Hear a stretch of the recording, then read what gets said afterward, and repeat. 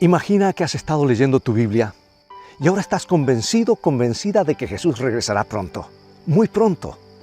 ¿Crees que verás a Jesús y sus ángeles en un día específico? ¿Puedes imaginar eso? Toma tu Biblia y mantente en sintonía.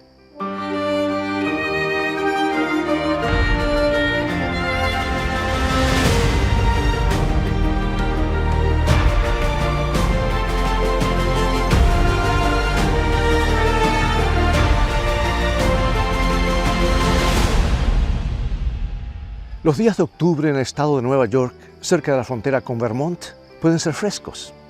La vida a mediados del siglo XIX es muy difícil, especialmente si tienes puntos de vista peculiares en cuanto a tu fe. Y cuando eres un millerita, seguidor del predicador bautista William o Guillermo Miller, estás en desventaja.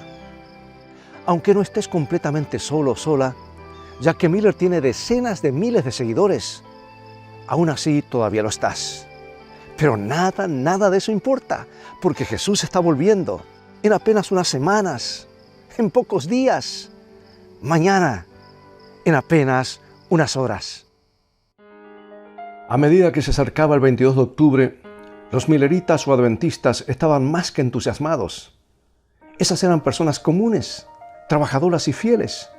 ¿Y Jesús estaba volviendo? ¿Mañana? Guillermo Miller había predicho que Jesús volvería en 1843. Esto no sucedió, pero luego volvió a calcular y dijo que la segunda venida ocurriría en la primavera del 1844. Eso tampoco sucedió. Los milleritas estaban dudosos hasta que un hombre llamado Samuel Snow calculó que Jesús regresaría el 22 de octubre de 1844. Guillermo Miller era un hombre racional, no era un fanático.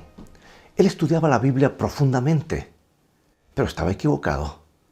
Tenía razón acerca de muchas cosas, pero no tienes que estar equivocado para arruinar una predicción sobre la segunda venida de Jesucristo.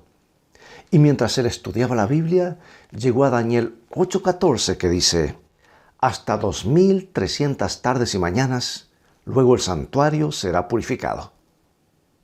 Miller estaba convencido de que estaba mirando una profecía sobre la segunda venida de Cristo, basada en la idea prevaleciente de que el santuario representaba la tierra.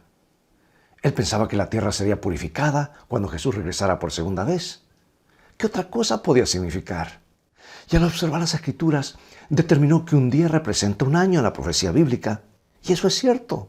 Así como una bestia que simboliza un reino o una mujer simboliza una iglesia. Y Miller concluyó que Jesús regresaría al cabo de 2300 años.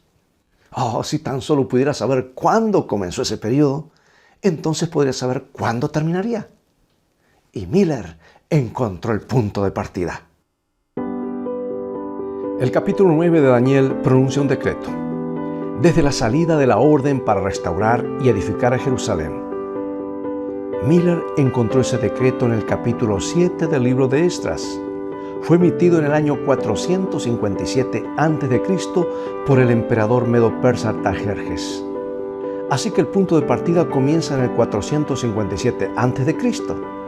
Y si le agregas 2300 días, que equivalen a 2300 años, llegarás al año 1843. Ahora corrige eso porque se te olvidó que no hay año cero y llegarás al año 1844. Los oponentes de Miller no podían debatir su lógica. Ahora, por supuesto, la Biblia dice que nadie sabe el día ni la hora del regreso de Cristo. Pero escucha, Miller nunca fijó una fecha.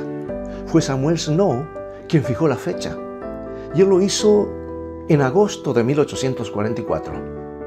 Y Miller nunca aceptó esa interpretación hasta el 6 de octubre. Pasó el 22 de octubre aquí esperando que Jesús aparezca en las nubes de los cielos. Ahora imagina cómo se sintió el 23 de octubre de 1844. No esperabas estar aquí y ahora tener que enfrentarte a la gente, tener que volver a tu trabajo, admitir que estabas equivocado, que cometiste un grave error. Y la pregunta es, ¿dónde estaba Dios en todo esto? ¿Y qué hay de la Biblia? ¿Cómo te relacionas ahora con la Biblia? Y algunas personas optaron por no hacerlo y abandonaron su esperanza en Dios.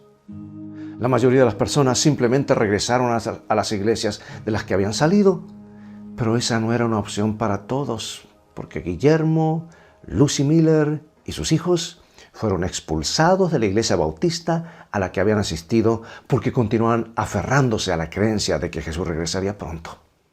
Y luego hubo otros que trataron de averiguar cómo Dios estaba guiando ahora.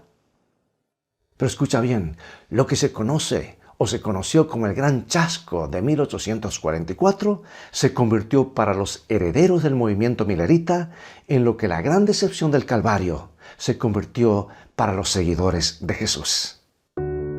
Los discípulos de Jesús estaban seguros de que su maestro establecería un reino terrenal y expulsaría a los paganos romanos de la tierra del pacto. En camino a Emaús, los discípulos derramaron su desánimo ante el mismo Jesús diciendo: pero nosotros esperábamos que Él era el que había de redimir a Israel. Pero las esperanzas de los discípulos se habían basado en una visión falsa de la misión del Mesías.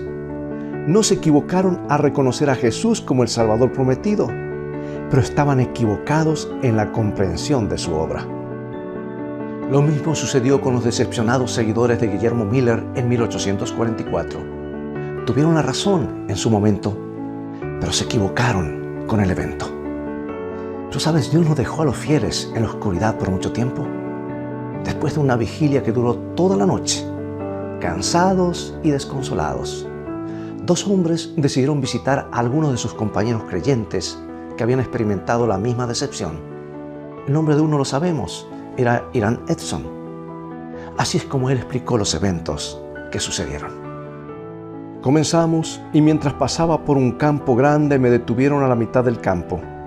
El cielo parecía abierto a mi vista y vi claramente que en lugar de que nuestro sumo sacerdote saliera del lugar santísimo del santuario celestial para venir a esta tierra el 10º día del 7º mes, al final de los 2300 días, Él por primera vez entró en ese día en el segundo departamento de ese santuario y que Él tenía una obra que realizar en el Santísimo antes de venir a la tierra. Y con esta visión dramática, el movimiento originado por Guillermo Miller dio origen a otro movimiento, el predicho por el ángel del que habló Juan en el capítulo 10 del libro de Apocalipsis. Es necesario que profetices otra vez sobre muchos pueblos, naciones, lenguas y reyes. Nació y con este nuevo movimiento, Dios puso en marcha una iniciativa global para completar la reforma protestante. Volveré con más en unos instantes.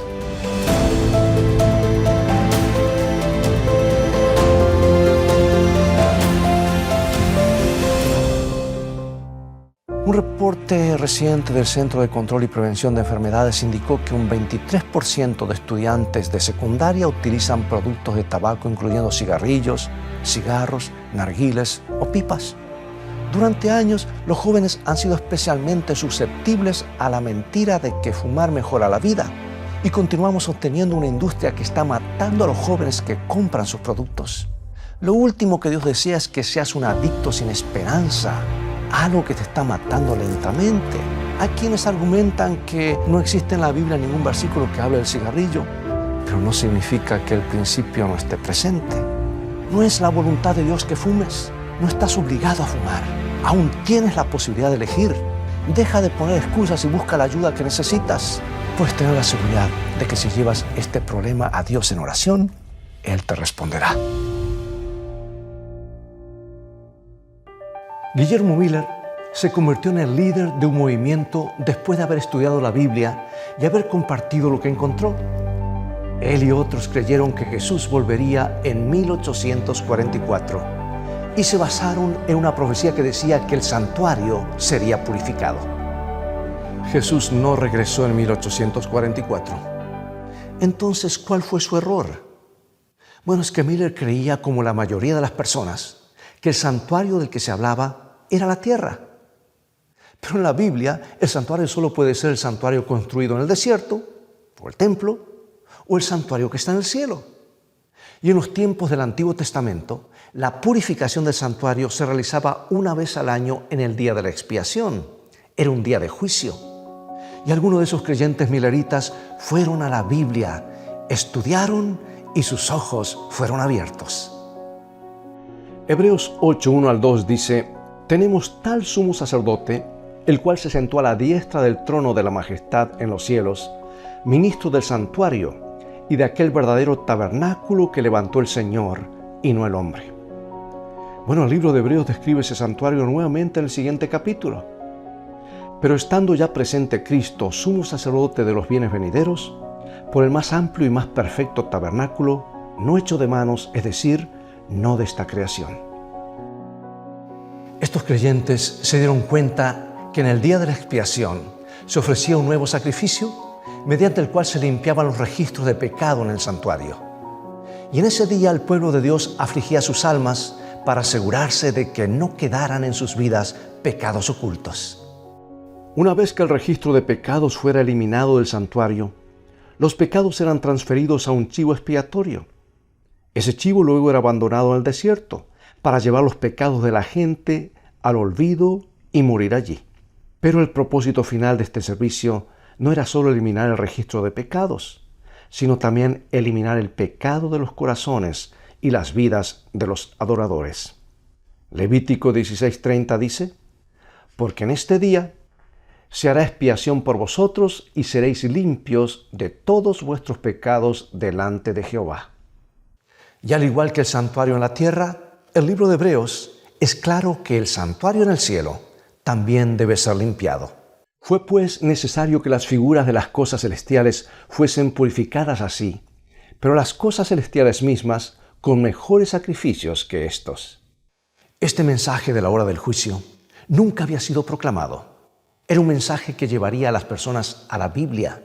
Biblias que ahora la gente tenía gracias a los reformadores. Estas eran personas libres para pensar por sí mismas gracias a Rogelio Williams. Y era un mensaje que prepararía a las personas para estar listas para la segunda venida de Jesús. Una enseñanza ahora conocida gracias al ministerio de Guillermo Miller. Ahora es interesante notar que Martín Lutero haya dicho esto: me convenzo a mí mismo de que el día del juicio no estará ausente por 300 años. Dios no puede sufrir este mundo malvado mucho más tiempo. En la década de 1500, Martín Lutero dijo que la sentencia se llevaría a cabo 300 años en el futuro, a mediados de la década de 1800. Entonces, ¿qué haría Dios? Bueno, casi 2000 años antes, Juan escribió en el libro de Apocalipsis que el mensaje del juicio iría al mundo. Pero había mucho más en la época de Guillermo Miller que aún no había sido proclamado. Este es el capítulo 14 de Apocalipsis, versículos 6 y 7. Vi volar por el medio del cielo otro ángel que tenía el evangelio eterno para predicarlo a los moradores de la tierra, a toda nación, tribu, lengua y pueblo, diciendo a gran voz: temed a Dios y dadle gloria, porque la hora de su juicio ha llegado, y adorad a aquel que hizo el cielo y la tierra, el mar y las fuentes de las aguas. Juan escribió que habría un momento en que el pueblo de Dios sería llamado a vivir una vida de completa entrega a Jesús en el momento del juicio final de la tierra. Y sabes, hay algo más en este pasaje. Dice: adorad a aquel que hizo el cielo y la tierra, el mar y las fuentes de las aguas. ¿Sabes? Esta es una cita directa del cuarto mandamiento, el mandamiento del sábado. Acuérdate del día de reposo para santificarlo.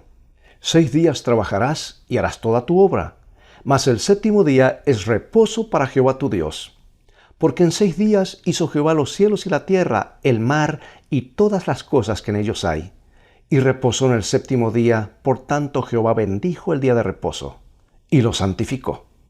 Bueno, esto es demasiado claro, pues en los últimos días de la tierra Dios llama a su pueblo para que se entregue por completo y obedezca su palabra, en lugar de obedecer las tradiciones de los hombres o las iglesias. Hasta ese momento, pocas personas guardaban el sábado del séptimo día. El domingo era el día observado como día santo por casi todos. Ahora es lógico pensar que Jesús querría que las personas por las que regresara estén viviendo en obediencia, porque como él mismo dijo, la obediencia es una muestra de amor. Juan 14:15 dice, tú conoces este versículo de memoria: si me amáis, guardad mis mandamientos. Entonces, ¿dónde estaban esas personas que guardarían los mandamientos de Dios? Lo descubriremos en unos instantes.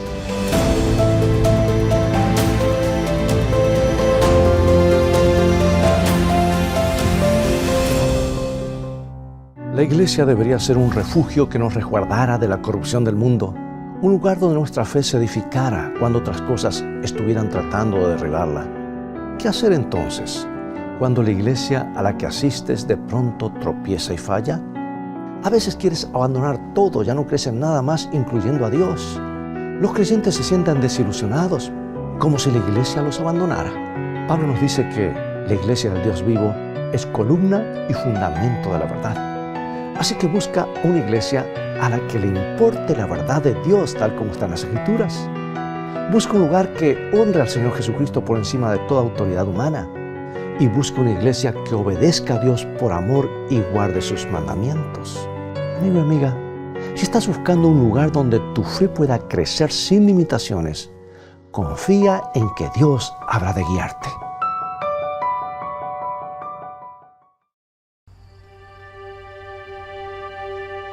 Raquel Oakes vivió aquí en Washington, New Hampshire, en 1844.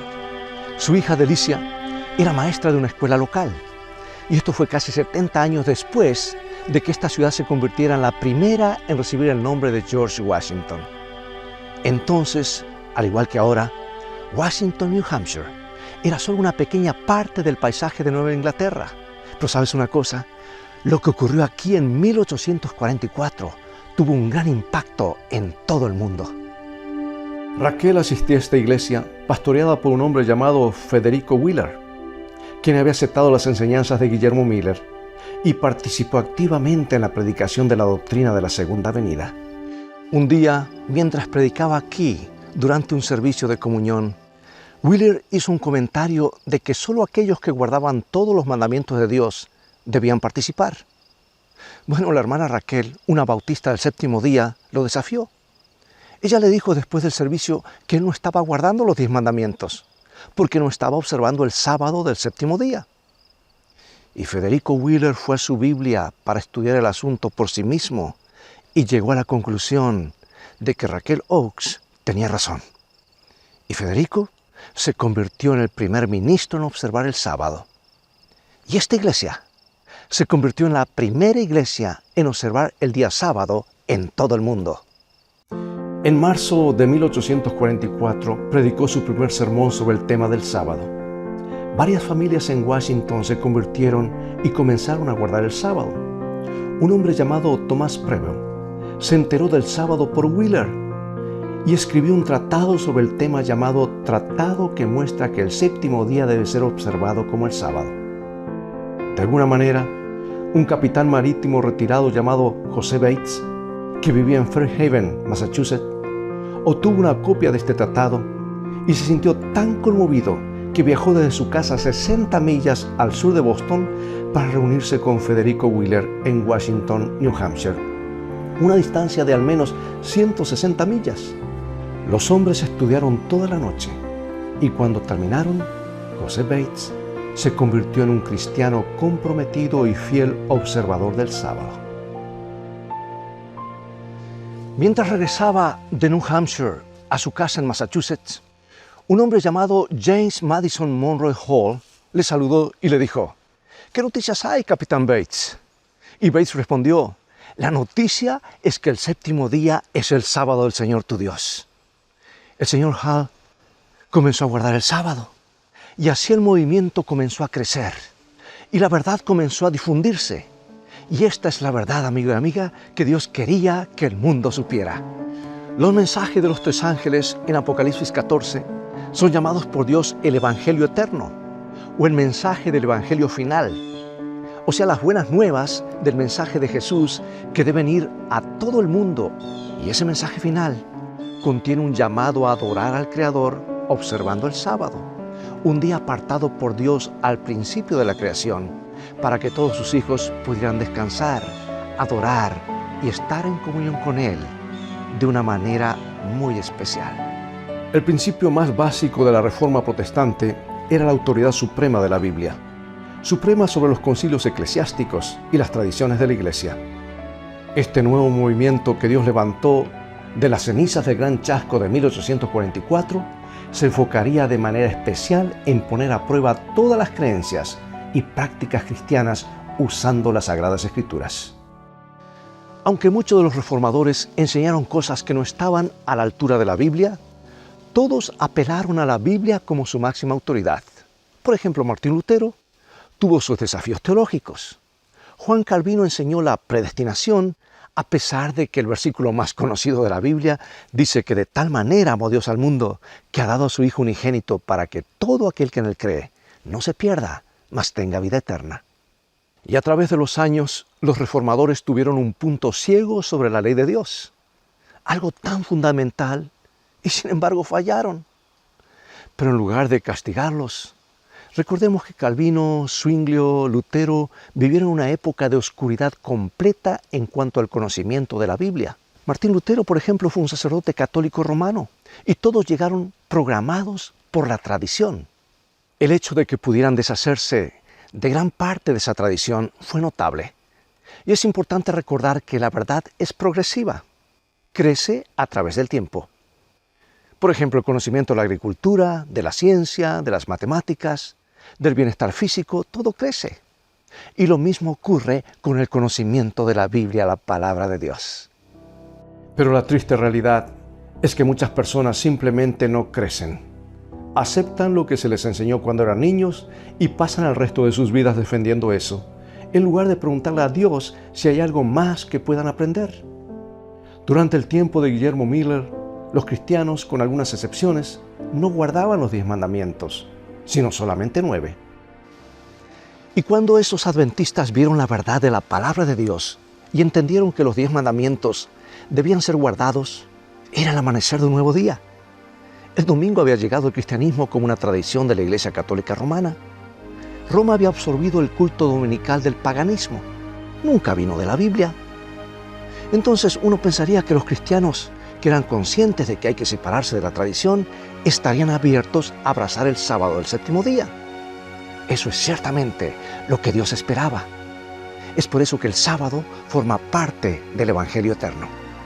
A medida que el movimiento crecía, eventualmente se convirtió en la Iglesia Adventista del Séptimo Día, identificada en la Biblia como un remanente que guarda los mandamientos de Dios y tiene el testimonio de Jesús. Este grupo proclamaría el Evangelio eterno, el mensaje de la hora del juicio, un mensaje de preparación que anuncia a Jesús como nuestro sumo sacerdote y la única esperanza del creyente. El sábado del séptimo día, entrega total a Cristo, que resulta en una obediencia voluntaria a las leyes de Dios y no a las leyes del hombre. El llamado a salir de Babilonia, de la adoración falsa a la adoración verdadera. Un llamado al mundo para no adorar a la bestia, sino al Cordero, a Jesús, para recibir su sello, el sello de Dios en lugar de la marca de la bestia. Y una relación con Jesús tan fuerte, una dependencia en Él tan completa, que Apocalipsis 14:12 declara: aquí está la paciencia de los santos, los que guardan los mandamientos de Dios y la fe de Jesús. Este grupo de personas fieles entregarán un último mensaje de advertencia al mundo. Jesús fue claro. Le dijo a Pedro en Mateo 16:18 que Él edificaría su iglesia. Mira, la iglesia cristiana primitiva, dirigida por personas como Pedro, Santiago, Juan y Pablo, y otros como ellos, que presentaron a Jesús al mundo como la única esperanza del pecador. Pero esa iglesia primitiva perdió su camino, se corrompió por las tradiciones, muchas de las cuales llegaron a la iglesia por el paganismo. La iglesia, por decir así, fue secuestrada por un sistema que descuidó la Biblia, que se apartó de la palabra, y eso oscureció la Biblia y luego la ocultó de nuestras mentes. Pero personas como Wycliffe y Tyndale y Lutero volvieron a colocar la Biblia en las manos de los pueblos. Desde entonces, muchos corazones han sido tocados por el poder de la palabra de Dios y el sistema roto fue reformado. Pero esa reforma no llegó hasta su fin. Así que Dios levantó a otros quienes atravesaron el océano desde Europa, más allá del alcance de un papa, para volver a la Biblia, para descubrir enseñanzas olvidadas y entregar el mensaje final del Evangelio al mundo. Organizada en 1863 y ahora con decenas de miles, yo diría millones de miembros, la Iglesia Adventista del Séptimo Día existe para completar la obra de los reformadores, para llevar el mensaje de justificación por la fe, el mensaje de salvación para revelar el carácter de Dios al mundo. La pregunta es, ¿cumplirá la misión? ¡Claro que sí! La Biblia termina diciendo que la tierra ha de ser iluminada con la gloria de Dios. Dios lo ha prometido y lo cumplirá. Y la última gran verdad a ser restaurada en los corazones de la humanidad es que Jesús es el Creador, el único que merece adoración, de lo cual el sábado es el clímax de este mensaje. El Evangelio eterno irá a todas las naciones, tribus, lenguas y personas en todo el planeta.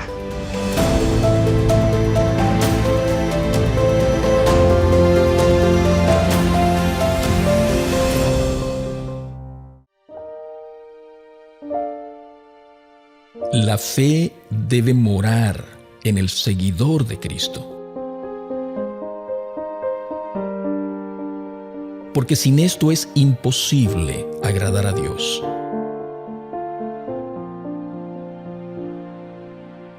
La fe es la mano que se hace de la ayuda infinita. Es el medio por el cual el corazón renovado late al unísono con el corazón de Cristo.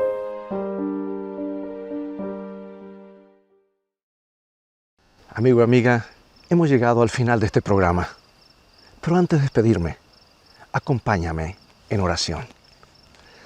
Padre nuestro, gracias por el privilegio de podernos acercar a tu palabra por medio de Cristo. Ayúdanos a comprender nuestra misión para estos últimos días y la oportunidad que nos has dado de testificar a otros sobre ti. Gracias por la salvación que ofreces a nuestro mundo, a cada persona. En el nombre de nuestro Creador, Redentor y Rey, Cristo Jesús, oramos. Amén.